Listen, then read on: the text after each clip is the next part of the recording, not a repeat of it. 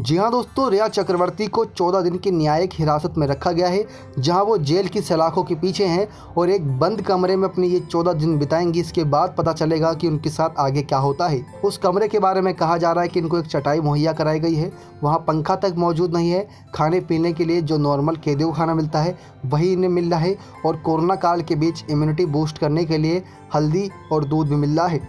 लेकिन आप सभी को जानकारी दे दें कि आखिर रिया चक्रवर्ती की वो कौन सी गलतियां थी जिसके चलते वो अब जेल की सलाखों के पीछे है। क्योंकि सीबीआई के शिकंजे से बच गई थी रिया चक्रवर्ती, मुंबई पुलिस, पटना पुलिस तक को मात दे दिया था, लेकिन नारकोटिक्स कंट्रोल ब्यूरो के शिकंजे में कैसे फंसी रिया चक्रवर्ती?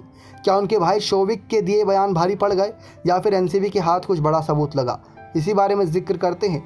रिया पर एनसीबी ने एनडीपीएस कानून की धारा 8C, 20B, 27A, 28 और 29 के तहत केस दर्ज किया। इन धाराओं के तहत रिया को 10 से 20 साल की सज़ा हो सकती है खबरों के मुताबिक।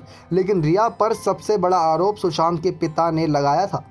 उन्होंने रिया को एक साजिशकर्ता के तौर पर कहा था कि उन्होंने उनके बेटे की जान ली है, लेकिन उन्होंने ये भी कहा था कि उन्होंने सुशांत सिंह को जहर दे के मारा है। रिया मेरे बेटे की जान लेने के पीछे दावेदार है, ऐसा उन्होंने कहा था। ड्रग्स देती थी, ऐसा सुशांत सिंह के पिता ने कहा था।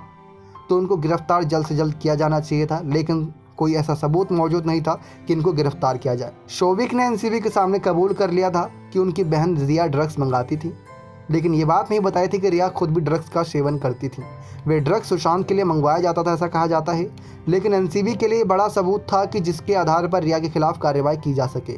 शुरुआत यहीं से हुई, लेकिन एक के बाद एक परतें खुलती गईं, क्योंकि सैमुअल मिरांडा ने भी एनसीबी के सामने कबूल किया कि उस ड्रग्स का इस्तेमाल सुशांत के लिए किया जाता था। इस बयान में भी रिया के खिलाफ कई सारे अहम पुख्ता सबूत लगे। ड्रग्स के बदले पेमेंट का भी सबूत काफ़ी अहम हो गया था, क्योंकि मीडिया रिपोर्ट्स के मुताबिक ड्रग्स के बदले 12 डिजिटल पेमेंट किया गया। इस दौरान रिया चक्रवर्ती का क्रेडिट कार्ड भी इस्तेमाल किया गया। सुशांत सिंह राजपूत केस में एनसीबी ने रिया के बाद बड़ी मछलियों पर शिकंजा कसना भी शुरू कर दिया है। तो ये वही गलतियां थी जिसके चलते रिया चक्रवर्ती फंसी, उनकी की हुई डिजिटल पेमेंट और उनके भाई और सैमुअल मिरांडा का वो बयान, जिसके चलते रिया चक्रवर्ती एनसीबी के शिकंजे में फंस चुकी है। बायकुला जेल में रिया को एक सामान्य बैरक में रखा गया है। पहले दिन जेल के डॉक्टर ने रिया की जांच की और उसके ब्लड प्रेशर, शुगर लेवल की जांच की थी। जांच से पता चला कि रिया सामान्य थी और स्वास्थ्य संबंधी कोई गंभीर बीमारी नहीं है। उसके बाद उसे आराम करने के लिए भी कहा गया और उसका बैग बाहर रख दिया गया था। नेक्स्ट 9 लाइव की रिपोर्ट।